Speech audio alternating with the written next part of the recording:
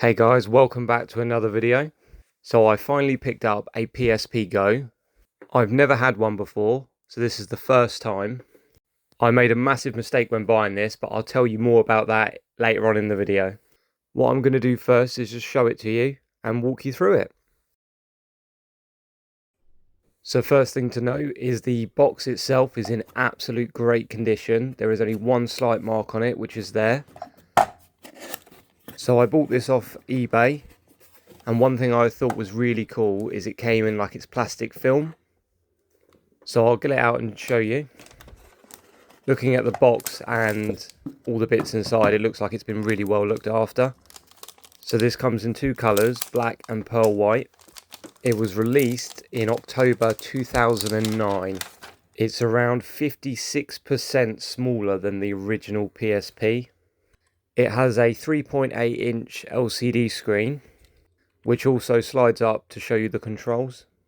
Unlike the original PSP, this doesn't have a UMD drive, so you can't play PSP games on this handheld. I think the majority of the games you can download from the PlayStation Store, so all the games you can get on the PSP, you can download onto this. So as you can see there, it has the headphone jack, a slot for memory cards, and a couple of other buttons. So the cool thing about this particular PSP GO is the previous owner has installed some emulators on it, which I'm going to boot up now and show you what they look like, as well as show you some of the original games that you could play on this. Like I mentioned earlier, here are the controls when you push the screen up like so.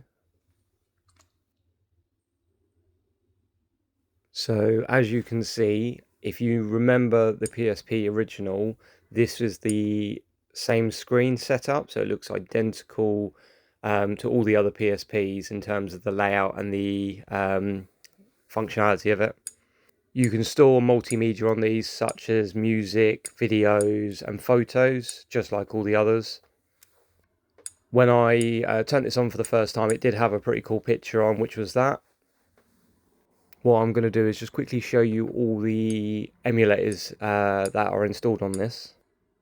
So I did this with a PSP original in the past, where I would install emulators on it and play like Game Boy Advance games and things like that. There are so many emulators on this one, ones I haven't even heard about. So from memory, I think you've got Atari, Game Boy, the Super Nintendo. I think there looks like there's potentially a Nintendo 64 emulator on here as well. So there's absolute loads. What I'll do first though is I'll quickly jump into Grand Theft Auto, which is a pre-installed game given by Sony, and then I'll try one of these emulators to show you what it looks like. A lot of these PSPs do load quite slowly, and this one's no exception, so it does take a little while to get into the game. So I've never played Vice City Stories, so this is all new to me.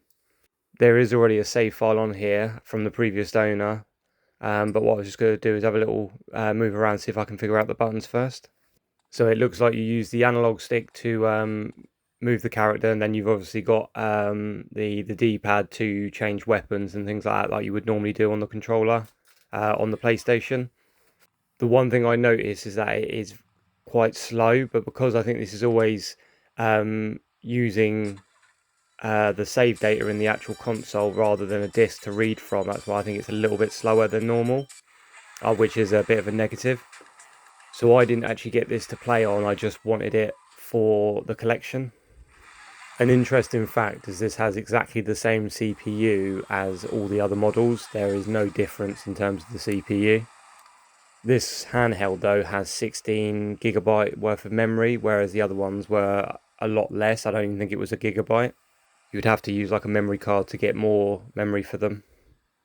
So I'm just going to quickly go into one of the emulators to show you how that all looks. So we've got a massive selection here: Mortal Kombat, Spider-Man, Star Fox, Street Fighter, Super Mario, Teenage Mutant Ninja Turtles. So many good classic games here. So I'm just going to load up Super Mario. So I picked a game everyone should remember: Super Mario All-Stars. So because these files will be a lot smaller than the GTA game I just played, they will load a lot faster, so actually will look more suited to this handheld than the others. And as you can already see, it's loading a lot faster and jumping to the next screen so much quicker. So we'll have a quick look how it all flows as we move along the game.